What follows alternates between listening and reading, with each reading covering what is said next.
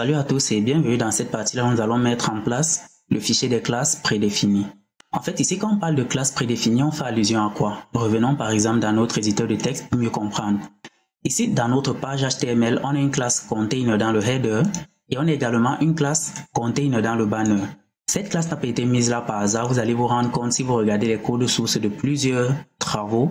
Il y a généralement cette classe container. En réalité, le container, c'est ce qui permet de contenir un bloc et de le placer de façon précise sur une page.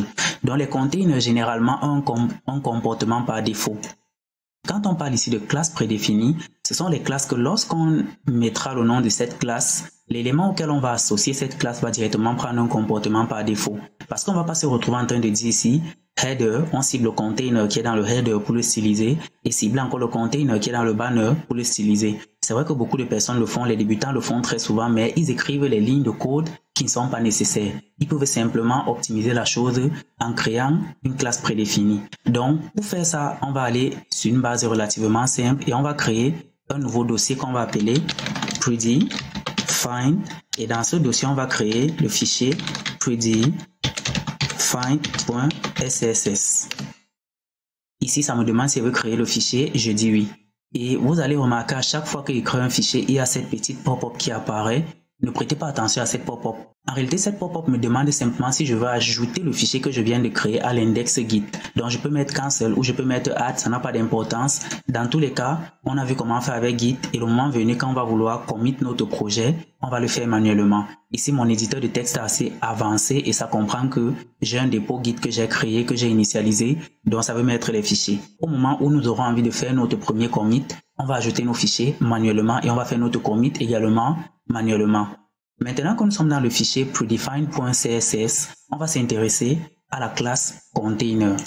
Et qu'est-ce qu'on peut par exemple dire à la classe container? À la classe container, on va dire, on cible le container et le container, il aura une largeur de 100%, une marge à gauche padding left de 15 pixels, un padding à droite de 15 pixels, une marge à gauche qui sera auto, une marge à droite qui serait également auto.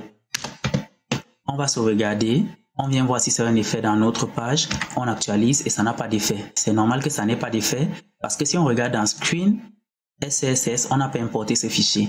Et si on vient également regarder ici dans Screen CSS, on va se rendre compte qu'on a le code nulle part. Ce code qu'on vient d'écrire ici, on ne l'a nulle part. Donc on va venir ici dans Screen.css et juste après le reset, parce que ce sont les fichiers prédéfinis, on les met au début, on va faire un import de fichier. On va aller dans Composite. Dans Composite, on va prendre le Prettyfind et dans le Prettyfind, on va prendre le Prettyfind.css. On va sauvegarder. Et si on vient regarder maintenant dans Screen, vous allez voir qu'on a le container qui est apparu par ici. On va revenir voir si c'est un effet dans notre page. On actualise et il ne se passe toujours rien. Donc ça ne fait pas grand chose, normal vu qu'on a dit que la largeur sera de 100%. On va revenir dans notre fichier prettyfind.css et une autre classe qu'on va créer de façon prédéfinie, c'est la classe HTML. Et pour la classe HTML, qu'est-ce qu'on va faire? On va dire si jamais on n'est pas connecté et qu'on ne peut pas charger les liens externes, on veut que la police de texte par défaut soit du sans serif. On va dire qu'on met un line height à 1,15. On va sauvegarder. Est-ce que ça aura un effet sur notre page? Non, ça n'a pas d'effet. Normal, on n'a pas mis grand chose. Ensuite, on va descendre sur une classe prédéfinie qui sera pour le body.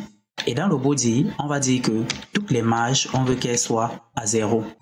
Le font family est la première classe de font family qu'on va mettre, ça sera du Ubuntu. Comme pour dire, tu vas prendre le Ubuntu.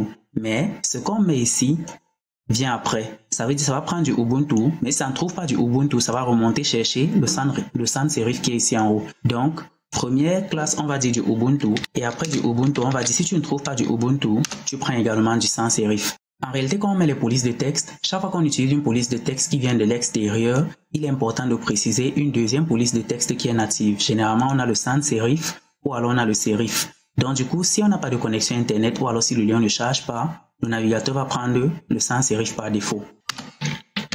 Qu'on a un font size à 14 pixels,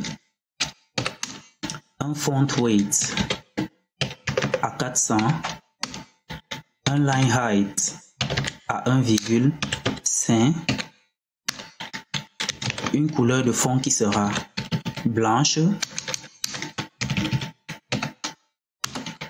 et une couleur qui sera 49, 54, 54. C'est une couleur déjà testée à l'avance et vous êtes libre de mettre la couleur que vous voulez. On va dire que par défaut, les textes sont alignés à gauche.